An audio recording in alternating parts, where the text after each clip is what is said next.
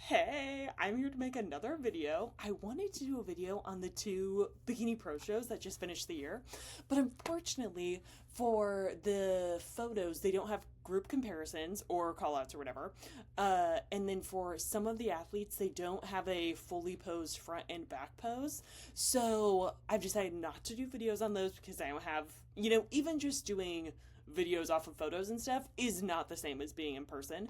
But it's definitely not the same if I can't even get like a fully front and back post photo.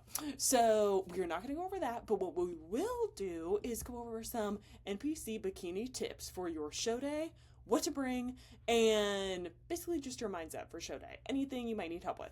So here is what we're going to start with. Number one, if you're doing an NPC show, you might have a bunch of family and friends that are coming to visit you because a lot of times you'll do a show that is a local to you.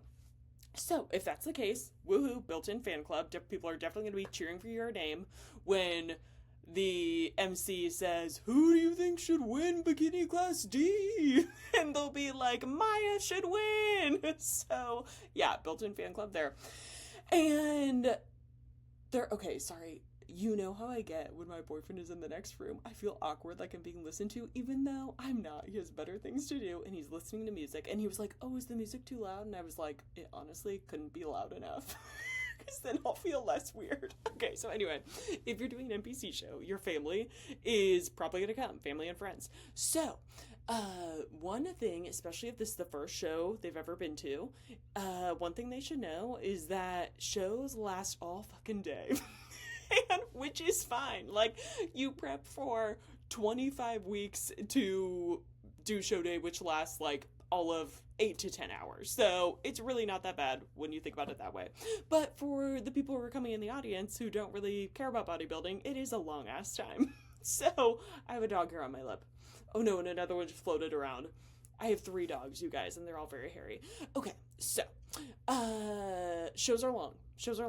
So, what you're going to want to do is prep your family and friends beforehand. Tell them, hey, I have a lot to accomplish today. Hair, makeup, make sure my tan is good. Mentally, I'm getting on stage. Maybe I'm nervous. Maybe I'm excited. Just whatever it is, you don't really want to be bothered with my most dreaded question, which is, when do you go on?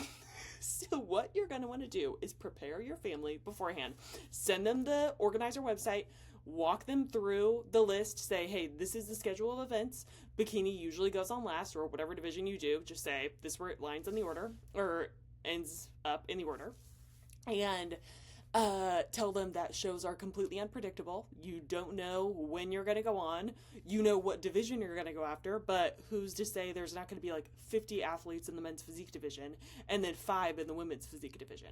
So you have no control over when the show goes on. You can tell them, hey, this is roughly when I think I'm going to go on, but from this point forward, I'm not going to be checking my phone to give anyone updates on this. You'll be left to your own devices. If you have to ask someone who works there, you ask someone who works there. Like, not on me.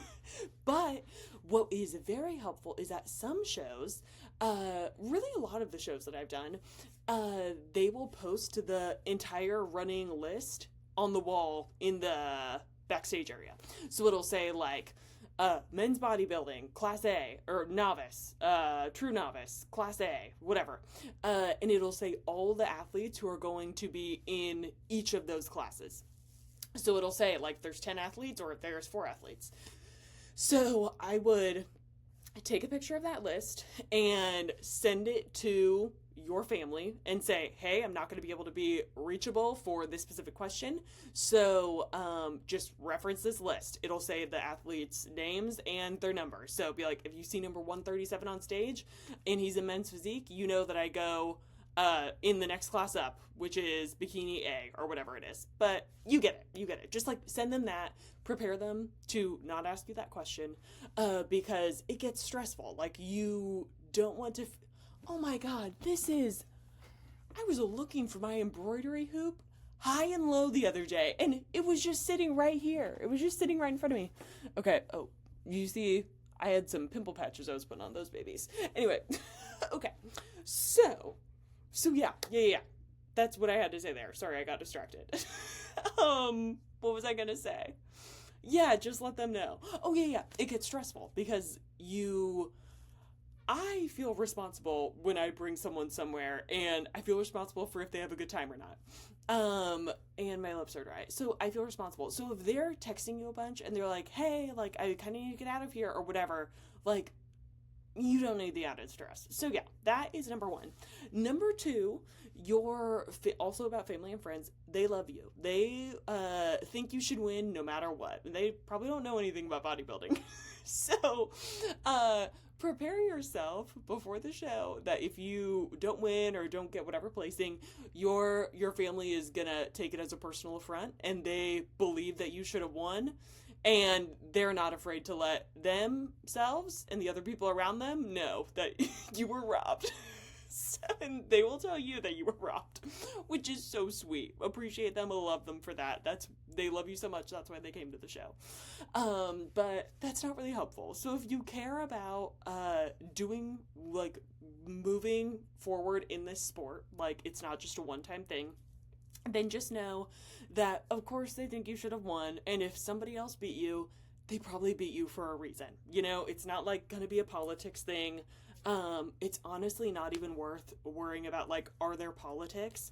Because if, Maureen Blanquisco showed up at your show in, Open Class A, and she beats you, of course that's gonna happen. You know, like, the shows are not rigged in anyone's favor. Like, if a Maureen shows up, she's winning the show. It doesn't matter how tight you are with the judges, or how tight your coach is with the judges, or your coaching team, or whatever. Like, so it's not even worth getting wrapped up in, like, the politics of the sport, because if you think that you are bound to fail, then why even bother investing all this time and energy into it in the first place?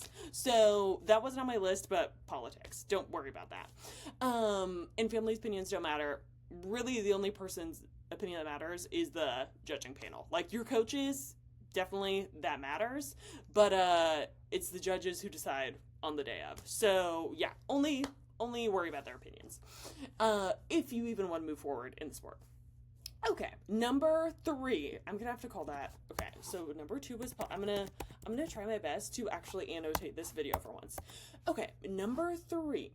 Okay, unless you're an experienced athlete, then you can't really make a last minute posing tweak. You can try, but I have seen people try to implement something new, like the day of, or even from a day or two before, and then just freeze up on stage, you know, or just kind of like flub their routine in some way. So unless you're a really seasoned competitor, like you've done multiple national shows or even just like a ton of regional shows, don't try to make any last minute adjustment. Like, you are good enough with what you've done so far. Especially if that's like switching the side you pose on. Don't do that. Okay. And then number 4, wear your button on the side you pose on. So you'll have a little button. One of my buttons this year was 59, I think. So if you're posing opened up on this side, then you want your button on this side. So I pose on my left, so I put the button on my left hip. And that's because the judges will like call to move you guys around, but if they can't see your number, they don't know who you are. So yeah, wear your button on that side. Number 5, don't miss your class. So a lot of people will wear headphones backstage, and I'm always like, same reason why in the airport when I see people like trying to nap with headphones on when they're like sitting in their seat, I'm like, you're gonna miss your flight. Because the expediters will do everything they can to make sure that like everyone gets on stage who's supposed to be getting on stage. Like, they will work and like search around to find you. But if it's a big show, like if you're doing whatever, like the Battle of Texas, I think that was the one that just happened in November or October or something, or yeah, November or December. That's a gigantic show. So they aren't going to like look around for their 27th bikini competitor in Class B. So always keep your ears open. Try to stay near the expediter so you know when your class is supposed to get on stage. Because if you miss your class, then it's over. You're like basically disqualified. They might let you walk on stage for finals, but there is no judging that's going to happen for you. So listen so you don't miss your class. Number 6, and by the way, they're like 18. And these are things that I thought of this morning, so I'm probably forgetting stuff. But number 6, kindness. This is the biggest thing. So be nice to everyone. Be nice to the other competitors, the people who are working at the show, fans in the audience. Like, be nice to everyone, because everyone, especially the competitors and the people who are working there, frankly, because it's an all-day thing, everyone is tired and hungry. Everyone worked just as hard as you did, even if you feel like you worked harder than them. So be nice to them. Don't like be snarky. I've heard of girls like pushing and like shoving people backstage, which I think is so lame and a cry for help. So yeah, be nice. Bring lash glue, and we'll get into the list that you need to like bring. But bring lash glue. If you see that someone's lash is popping off and you're good at that, like I'm a makeup artist, so at my first show, the girl who won the overall, her lash was like popping off like this. So I got my glue and I like, put her lash back on her. So just do nice things. Offer to fix someone's top. If you see that somebody like has got major underboob, I don't know why I had to do all that. My boobs are giant right now because I think my period is coming. So maybe I was just excited. But anyway, people will get underboob because their suit is not tight enough. So you'll see pictures of people with like, underboob in their photo. You don't want that, and judges don't want that, but really, you don't want that. So if you see someone is getting that, a lot of people just don't realize how tight you need to tie the suit. So I would be like, hey, I noticed you have some underboob going on. Do you want me to help you tie it tighter? And then tie it for them. I've done that a million times backstage. So just be nice. And you would want people to do the same for you if they notice something on your suit. Like if they notice your connector is flipped, or they notice you have like a hair out of place or like a wonky eyelash or something. You would want them to tell you. This isn't about like sabotaging anyone. The day of the show, really the last week of the show, but especially the day of, you've done everything you can. You're not going to look any better than you do the morning you wake up. You're just not. So there's no point in not helping others for fear that like it's going to make them that little bit better that beats you. Like if they beat you, they probably were going to beat you anyway. And yeah, you should just be like excited and having fun on show day, which we'll get to. So yeah, that's that, kindness. And that also goes into no downward comparison. So let me move where that is on the list.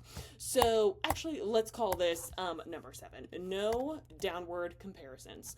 So what I mean by that is if you see someone else who you don't think looks as good as you for whatever reason, or you don't think their suit is as good, what you don't want to get into is being in your head and being like, well, my suit is better than hers, so, or, well, I have better shoulders and glutes than she does, so I'm at least going to beat her. Like, that's gross. So just be kind. Try to even be kind in your passing thoughts, as kind as you can.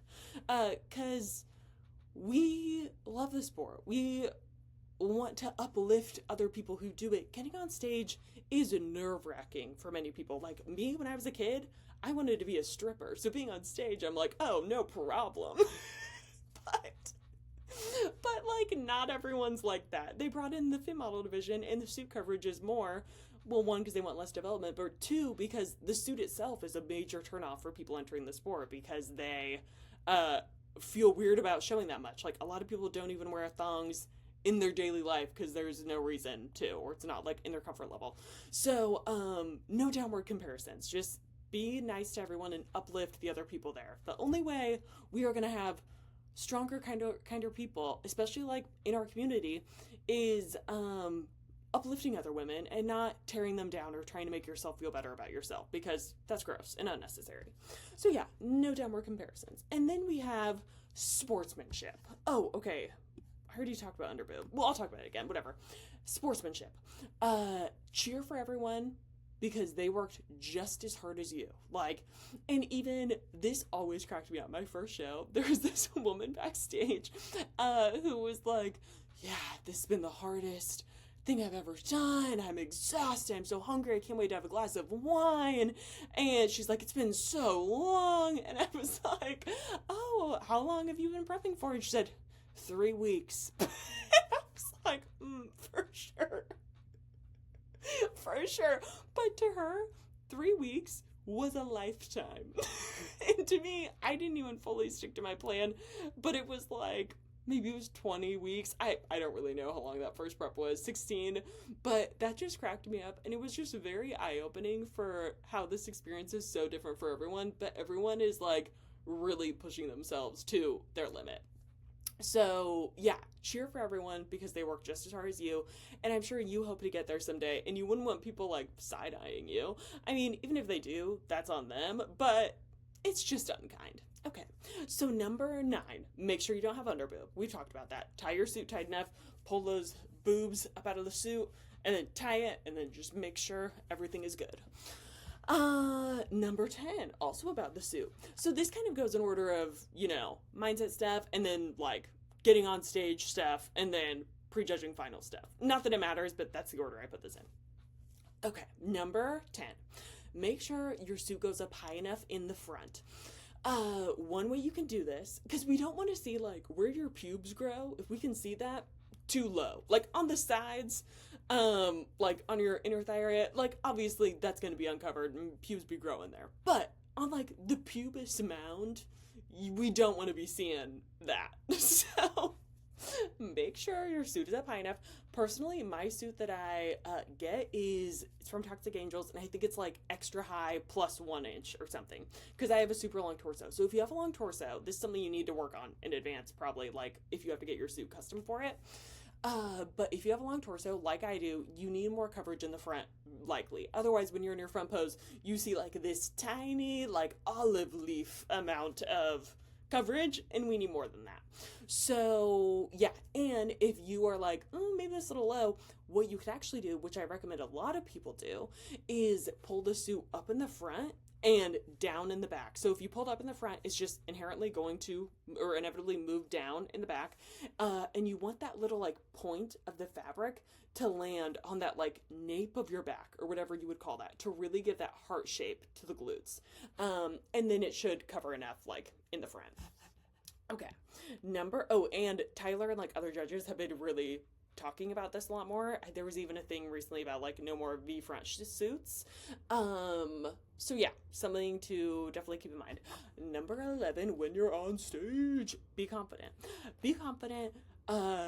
Dazzle the judges, dazzle yourselves. When I step on stage, I know that it's the closest I'm ever gonna get to being a drag queen, and I look up and live for drag queens. I'm obsessed with them. And in my heart, I am one. And when I'm on stage, that's as close I'm going to be able to live out my dreams and my fantasies. So if you have to step into like a new persona, that's what you do. Just be confident and smile the whole time. And then don't give up on stage. That is a number, well, it was number 14, but I am moving it. It is number 13. So 12 was smile, I think. And then 13 is don't give up on stage. And what I mean by that is if you are like on one of the ends or whatever, and then the judges are like, okay, number 4, switch to number 1, and then number 4 is all the way on the end and then gets moved to the center, but you stay where you are, then don't give up. Don't let that show on your face that you're disappointed that it wasn't you, because they could still say, hey, no, number 2, move next to number 4, or whatever it is, and then you're in the center. So don't let it show on your face if you're disappointed with the movement that happens on stage. The show is not over. Placements are not over until technically finals, but really the end of prejudging. If it's super tight, which is not common for most local level NPC shows, then the decision might really be made at finals if those top 2 are really tight. But yeah, so just don't give up on stage. Keep smiling the whole time, and that's it. Okay, and then number 14. Focus on yourself on stage, not what other people are doing, because we cannot guarantee that they know what they're doing. So if you're on stage and they say, okay, face the back, and then you see someone else kind of lagging or just doing something that doesn't seem right, this is probably going to be more common in like a wellness class where they say like quarter turn, and then someone maybe turns from the front all the way to the back and skips their quarter turn pose. then you don't want to be following what they're doing, because then you're doing the wrong thing. And then it just like prolongs the experience on stage and gives the judge, but more importantly with that, gives the judges more time to see your flaws, which is what they're looking for. Because everyone looks excellent. Like, they're looking to see what you're not doing excellent or looking excellent. Okay, grammar was not good there, but that's fine. Anina, if you're watching this, I know in your head you know the grammar I'm trying to use. Okay, and then we have number 15. Don't rush through your routine. Don't rush through your routine. So you don't want to be going so slow that the judges are like, does she think she has all day? But you don't want to be going so fast that each move you make can't be captured with the camera. So I mean, like, you're in your front pose for like long enough for them to take a picture, and then you do your little transition and finish your transition. You don't want to be like in your front pose and then transitioning, and before you even transition you start going to the back. So you want to be like in your front pose and then transition and then face the back, not like this, like where your arm hasn't even, what I'm doing there is like putting my hand on my leg. So you don't want to like be reaching for your leg and then stopping, coming up, and then moving into your next thing. So long enough they can take a picture, and your transitions can be like half a second. It's hard to say. You'll have a better vibe when you're on stage, but like, yeah, hold your front pose for a couple seconds, transition long enough that they can be like, click, and then turn again. So yeah. And then number 16, hold it together during prejudging. So what I have on my what to bring list, one of the things is don't bring snacks. So if you're doing a show, especially if it's one of your first ones, you'll be tempted to like maybe hoard snacks or like get some things that you want to eat after the show and like have it in your bag or whatever. Don't. It's just a recipe for temptation and disaster. So a lot of people will think, oh, well, I didn't place how I wanted at prejudging, so like it doesn't even matter. Or like, I did split center at prejudging, so it doesn't matter. Judging is over. Judging happens at prejudging. Not totally true.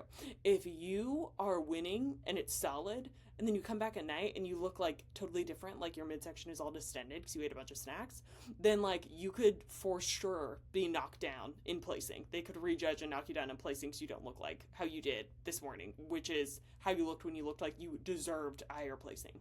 So hold it together. You're almost at the finish line. And personally, like, that's one of the things that I struggle with the most in many aspects of my life. I'll be close to the finish line of something. Like right now I'm doing grad school applications and I have 2 left to write, and I have a couple that are like almost ready to be submitted, and I've submitted 5 others.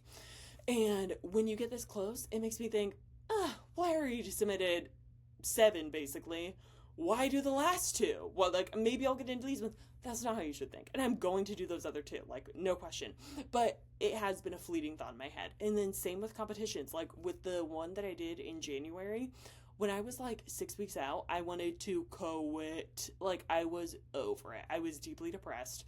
And I was telling my boyfriend that I wanted to quit. And I was like, I'm not going to, because I don't become a pro if I don't even do a show. There's no way to go pro if you don't even like do the competition in the first place. But yeah, all that to say, like, I totally get that if you're nearly at the finish line, wanting to be like, I've done enough. But then that cheesy phrase comes to mind that's like, you didn't come this far to only come this far. And like, fuck, there's some wisdom there. That's so right. So don't go crazy during the break between prejudging and finals. Just stick to whatever your coach has you doing, or if you're self-coaching, stick to whatever you had planned to do, because it's not over. You have like a few more hours. Like, it's gonna be so soon. And then that's just like for the time you have to get backstage. So like prejudging ends and then you have a few hours before backstage. Just hold it together those like 2 or 3 hours, because then you're backstage again waiting for finals. It's not like you're gonna go off plan while you're already backstage, you know? I mean, maybe some people will, but I'm just saying, hold it together. Okay, and then finals are happening. People are getting medals. You're one of them. Take your hair out of your medal. People, they'll put on the medal, and then you have a helmet head, and you have to physically, lift up the medal, take the hair out of under the medal, because they're going to take your picture, and it does not look cute. And I have sat in the front row of shows, and I've yelled to girls to take their hair out of under their medal, and luckily some of them heard me. And then it looked like a way better photo. So yeah, do that. And then if you are on stage and you're winning or someone else is winning and you are like in that top 5, like where you take pictures together and you get medals, then if you notice one of the other girls doesn't have her hair out, then tell that girl.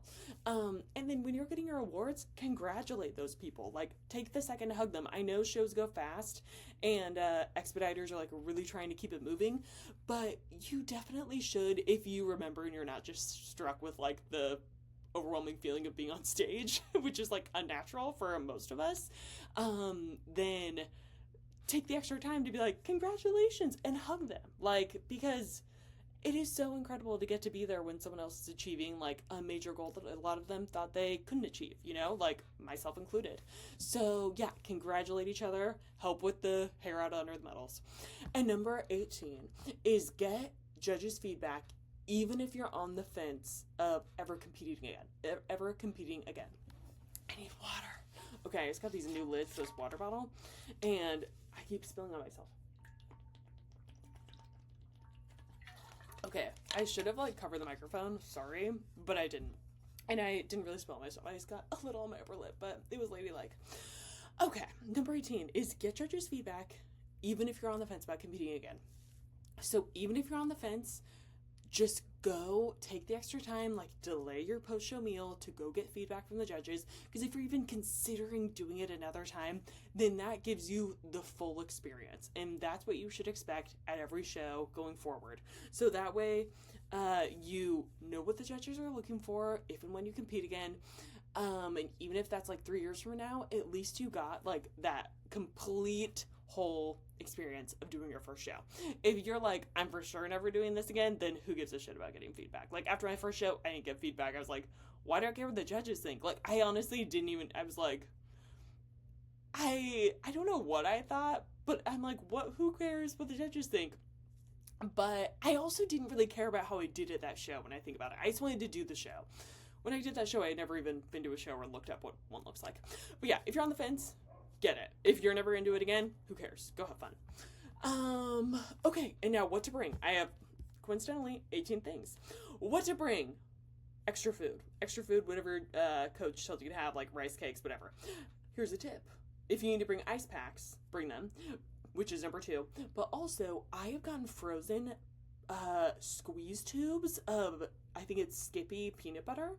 I think Jif does it too, but it's squeeze tubes in like an aluminum package of peanut butter, so you don't have to use a knife to like spread peanut butter on a rice cake backstage or something, and you can freeze it like in the freezer and then use it as an ice pack for your food, and then it thaws out over time, and then you can squeeze it onto whatever your thing is. So that's the biggest show hack I have for you. Okay, number 3, salt. If your coach says salt, bring salt. Extra ankle straps. I think I have some. Okay, extra ankle straps. So I have, like, these shoes are the ones that I just practice in, which I probably shouldn't, because if they break, then I'm fucked. But, like, see how those are breaking? These, they're made out of plastic, so they're gonna break. So I got these on Amazon. They're not a perfect fit by any means, but you can take that and just, like, loop it around the back of the shoe, and then strap your foot in. It's not a perfect fit for these shoes, but it's like the best you can do if you need ankle straps, which I personally way prefer. Okay, and then number 5, if possible, not possible for many people because it's totally cost prohibitive, and a lot of people do shows just like as a bucket list thing. So if you have an extra suit, bring it. If you don't, no problem. And that's like in case something breaks. So if something breaks, you also have your number 6 tip, which is bring a sewing kit. So if something breaks, you can sew it. Okay, number 7, touch-up stuff for your makeup. So lash glue, lip, powder, liner, in case your lash pops off. You want to like reapply your liner because your lash is going to peel off the eyeliner. So you'll have like black line, skin from where the glue peeled off, and then lash. But I mean, that's not going to be super noticeable for judges. I'm just a perfectionist for that kind of thing. And then your sponge. If you use a makeup sponge, then bring that and just leave it like damp as it is, and then you can tap and that will blend things together. Number 8, hairspray. Number 9, hairbrush. Number 10, bring extra earring backs, in case you lose an earring back, or extra jewelry if you have it. Number 11, your button for your hip. And then a lot of shows will also give you a lanyard. That's like your little ticket to get in. So button and lanyard. Number 12, no snacks. Number 13, a water rag. I will bring a rag because I spill on myself, like I was talking about earlier. So I will bring like a towel, and then I will wrap it around my water bottle, and then open, and then I like drink like this. That way, if I spill, which I do, then it just gets soaked up. It's like that little story about how this guy goes out with a princess, and all he knows is that they mysteriously have holes in their shoes every night. Like, they dance holes in their shoes. So he was like, how do they dance holes in their shoes? So instead of drinking the alcohol at the party, he taped a sponge. I don't know how it wasn't conspicuous, but he taped a sponge under here and then would pretend to drink, and it would just fill the sponge, and then he was able to witness what happened at night. And I don't know what he found out. Maybe he found out they danced holes in their shoes, and he was just wondering where the holes came from. Anyway, okay, so there's that. A water rag. Number 14, water. Number 15, blanket to sit on. You'll be back there for a while. Number 16, a pee cup. Some people will bring a pee cup to like pee into, like a little camping thingy. I don't do that. I do something that's probably a little more wasteful, certainly is, where I will like put toilet paper on the surface of the toilet before I pee. That way, when I pee, did you see that piece of fuzz? It won't splash back at me. It just like lands on there. So, because the whole reason for the pee thing is so that you don't pee on yourself, which happens. And if it happens, the tanning people will touch you up, so don't worry about it. But yeah, so pee cup if you want. Number 17, no deodorant. This is gonna be the smelliest day of your life. It fucks up the tan, so it turns it green or whatever. So don't bring deodorant. And number 18, a dazzling attitude, because today is your day and you should be having fun and you should be proud of yourself, and all the work is done. If you ever do a competition again, it's pretty cool, because this competition you'll be like, oh wow, that's the worst I've ever looked compared to this next competition I just did. So it's really cool to see the evolution there. And have a good time. Make friends. These people are all into the same thing that you are, and which is suffering for no reason at all, except for the glory of putting on a sparkly bikini. And that's it. If you have any questions or anything that I missed, which I'm sure I did, because like I said, I made this list this morning, then let me know. And if there are other videos you want me to make, let me know about that too. Okay, bye.